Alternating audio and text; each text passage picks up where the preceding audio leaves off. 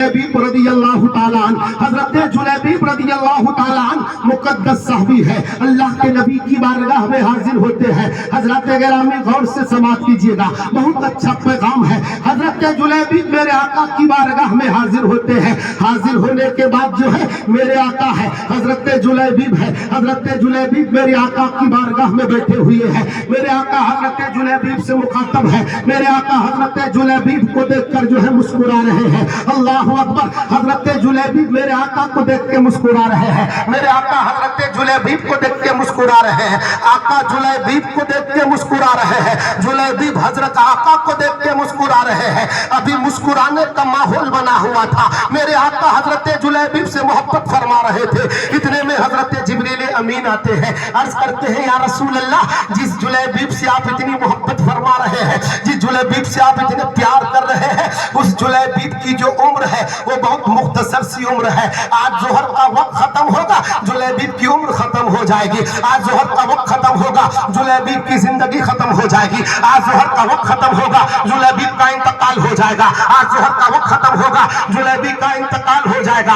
हजरत गिरामी औकार अब मेरे आका है, हजरत जुलैबीब को मुखातब करके फरमाते हैं, ऐ जुलैबीब जरा ये बताओ, तुम्हारी कोई ख्वाहिश है, तुम्हारी कोई आरज़ू है, तुम्हारी कोई तमन्ना है? हजरत जुलैबीब अब नबी की बारगाह में अर्ज करते हैं, मुख्तसर सा वक्त है, जोहर का वक्त खत्म होगा, हजरत जुलैबीब का इंतकाल हो जाएगा। अब मेरे आका की रहमत देखिए, मेरे आका हजरत जुलैबीब से मुस्कुरा के फरमाते हैं, जुलैबीब कोई ख्वाहिश हो तो बताओ, कोई तमन्ना हो तो बताओ, कोई आरज़ू हो तो बताओ। अब हजरत जुलैबीब की तमन्ना देखिए, आज हमारी भी जिंदगी देखिए, हमारी जिंदगी कितनी अच्छी गुजर रही है, कितनी सहूलत से गुजर रही है, कितनी आसानी से गुजर रही है। हर ख्वाहिश हम पूरी करते हैं, कुछ खाने की हमारी तबीयत चाहे हम खा लेते हैं, मगर हजरत जुलैबीब की तारीख उठाकर देखिए, साहबी रसूल है, मेरे आका जब फरमाते हैं जुलैबीब कोई ख्वाहिश हो तो बताओ, हजरत जुलैबीब अर्ज करते हैं या रसूल अल्लाह, ख्वाहिश तो बहुत सारी है, मगर दो ख्वाहिश आपकी बारगाह में रखना चाहता हूँ।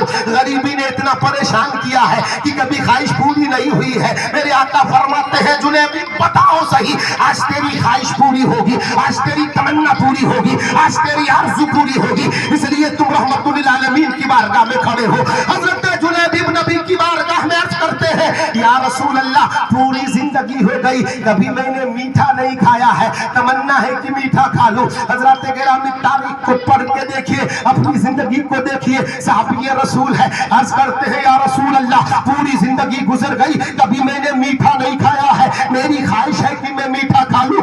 आज अपनी जिंदगी को देखिए, हमारी जिंदगी को देखिए, आज जिस चाहते हैं वो करते हैं, जो चाहते हैं वो खाते हैं, मगर हजरत गिरामी अगर नहीं चाहते हैं तो खुदा की बारगाह में झुकना नहीं चाहते हैं, अगर नहीं चाहते हैं तो अल्लाह के रसूल की इताअत करना नहीं चाहते हैं, अगर नहीं चाहते हैं तो दीन पे अमल करना नहीं चाहते हैं। हजरत जुलैबीब साहबी रसूल अर्ज करते हैं या रसूल अल्लाह, कभी मैंने मीठा नहीं खाया है। मेरे आका फरमाते हैं जुलैबीब ये तमन्ना तेरी आज पूरी होगी। मेरे आका है हजरत उस्मान गनी को बुलाते हैं, इरशाद फरमाते हैं उस्मान आज जुलैबीब के लिए ऐसा मीठा तैयार करो कि इससे पहले कोई ऐसा मीठा खाया ना होगा। हजरत गिरामी अब मेरे आका मुस्कुरा के फरमाते हैं जुलैबीब अब अपनी दूसरी तमन्ना जाहिर करो, दूसरी आरज़ू जाहिर करो, दूसरी ख्वाहिश जाहिर करो। अब हजरत जुलैबीब है नबी की बारगाह में अर्ज करते हैं या रसूल अल्लाह, गरीबी ने बहुत सताया है, अपने घर नहीं है, मकान नहीं है, कोई कारोबार नहीं है, या रसूल अल्लाह मैं निकाह करना चाहता हूँ और गरीबी की वजह से मुझे कोई बेटी नहीं देना चाहता है, अपनी लड़की का रिश्ता नहीं करना चाहता है मेरे रसूल। अब आका की रहमत देखिए, मेरे आका हजरत जुलैबीब को मुस्कुरा के फरमाते हैं ऐ जुलैबीब ये बताओ किसी घर में अपना रिश्ता करना पसंद करते हो, किसी घर में अपना जो है रिश्ता जोड़ना पसंद करते हो? हजरत जुलैबीब कहते या रसूल अल्लाह, मेरे चचा है, उनकी लड़की है, उनसे रिश्ता करना चाहता हूँ, मेरे चचा बहुत अमीर आदमी है, अपनी बेटी का रिश्ता मुझसे कराना नहीं चाहते हैं, इसलिए कि मैं गरीब हूँ, मेरे पास घर नहीं है, मेरे पास कारोबार नहीं है, या रसूल अल्लाह अपनी बेटी का रिश्ता वो कराना नहीं चाहते हैं। मेरे आका फरमाते हैं जुलैबीब जाके अपने चचा से कह दो कि तुम्हारी लड़की का रिश्ता जुलैबीब से होगा, तुम्हारी लड़की की शादी जुलैबीब से होगा। हजरत जुलैबीब है अल्लाहु अकबर, बड़ी मसरत में बड़ी खुशी में अपने चचा के घर जाते हैं, पैगाम पहुंचाते हैं, दरवाजे पे दस्तक देते हैं, अंदर से आवाज आती है कौन? हजरत जुलैबीब कहते हैं रसूल का भेजा हुआ कासिद हूँ, रसूल का पैगाम लेके आया हूँ।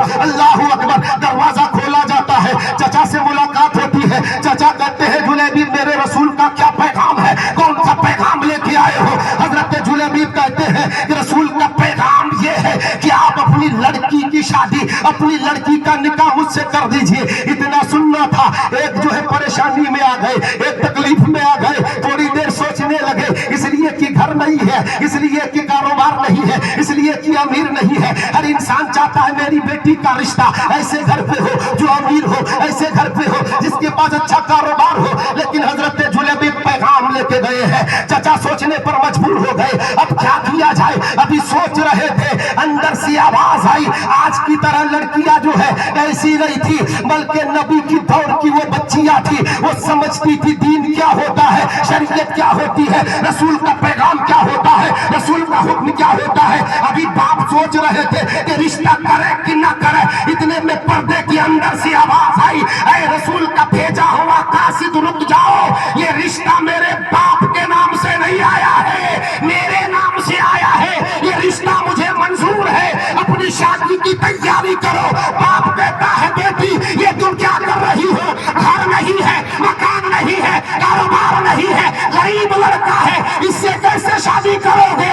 بیٹی کہتی ہے ابا حضور تمہیں گھر نظر آ رہا ہے, تمہیں کاروبار نظر آ رہا ہے, تمہیں یہ نظر نہیں آ رہا ہے کہ رشتہ بھیجا کون ہے. رشتہ بھیجا میرے رسول نے ہے. کل میدان محشر میں اگر کوئی پوچھے تمہارا رشتہ کس نے کرایا تھا, تو آپ کی بیٹی فخر سے کہہ سکتی ہے میرا رشتہ کرانے والا کوئی اور نہیں تھا بلکہ رسول اعظم میرا رشتہ کرانے والے تھے, سید البشر تھے. حضرت گرامی حضرات گرامی مختصر سے پیغام سمجھیے. بس آخری بات اس واقعہ کو ختم کر کے اپنی گفتگو کو ختم کرنا چاہتا ہوں.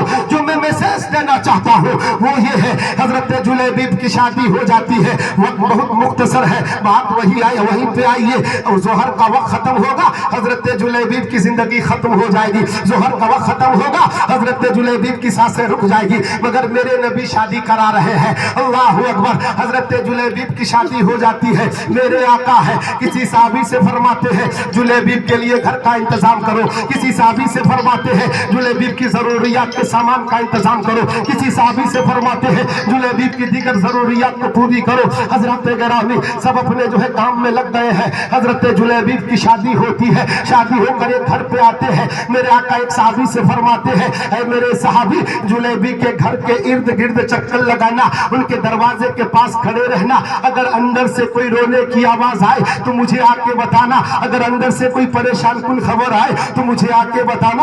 اگر اندر سے کوئی جو ہے ایسے معاملات آئے تو مجھے آ کے بتانا. اس لیے کہ یہ وقت ہے, ظہر کا وقت تک ہے. ظہر کے وقت تک اگر تمہیں کوئی ایسی خبر ملے, رونے کی آواز ملے, پریشانی کی آواز ملے تو آ کے مجھے بتانا. صحابی رسول حضرت جلیبیب کے دروازے پہ کھڑے ہو جاتے ہیں. ظہر کا وقت ختم ہونے کے قریب ہے مگر کوئی رونے کی آواز نہیں آ رہی ہے. ظہر کا وقت ختم ہونے کے قریب ہے مگر کوئی پریشان کن آواز نہیں آ رہی ہے, کوئی حیران کرنے والی خبر نہیں آ رہی ہے. حضرت گرامی یہاں تک کہ ظہر کا وقت ختم ہو جاتا ہے مگر کوئی رونے کی آواز نہیں. ظہر کا وقت ختم ہو جاتا ہے, کوئی پریشانی کی خبر نہیں. ظہر کا وقت ختم ہو جاتا ہے, کوئی حیران کن والی خبر نہیں. اللہ اکبر. وہ صحابی رسول جن کی ڈیوٹی لگی تھی وہ نبی کی بارگاہ میں حاضر ہوتے ہیں, عرض کرتے ہیں یا رسول اللہ کوئی پریشانی کی بات نہیں ہے, کوئی رونے کی آواز نہیں ہے, کوئی پریشانی کن خبر نہیں ہے. حضرت گرامی ابھی وہ کہہ ہی رہے تھے, اتنے میں حضرت جلیبیب بھی تشریف لائے.